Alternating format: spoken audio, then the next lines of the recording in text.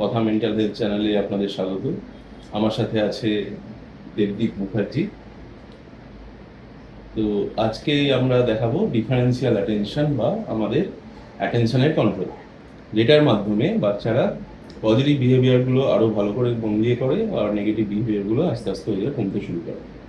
তাহলে আমাদের সাথে আছে একটা গাড়ি আছে, হ্যাঁ গাড়িটা হাসছে, আর তার সাথে রং পেন্সিল খাতা আছে, একটা ঘরে মেঝেতে আমরা বসে আছি।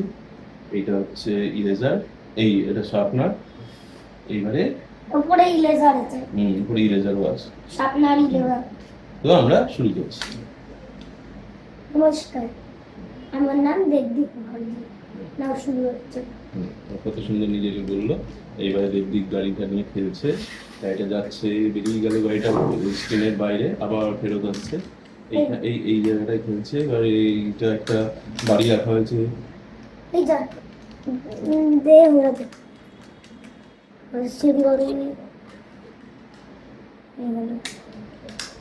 গাড়িটা যাচ্ছে এবং করে কাকার কাছে এসছে।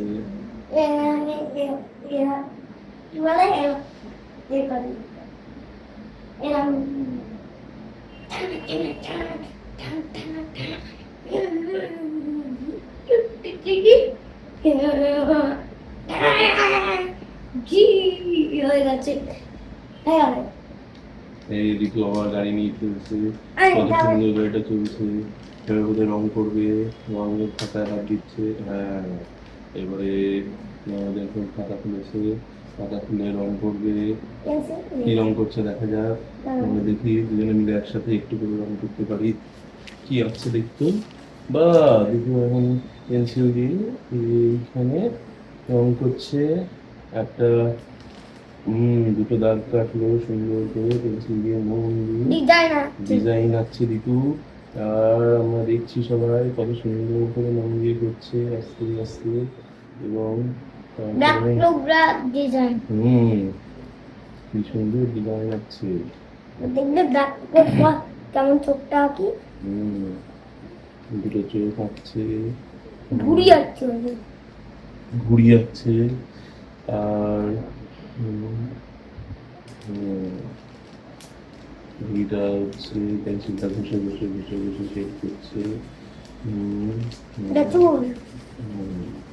চুল আঁকা হলো, দুটো চোখ আঁকা হলো, ঘুরি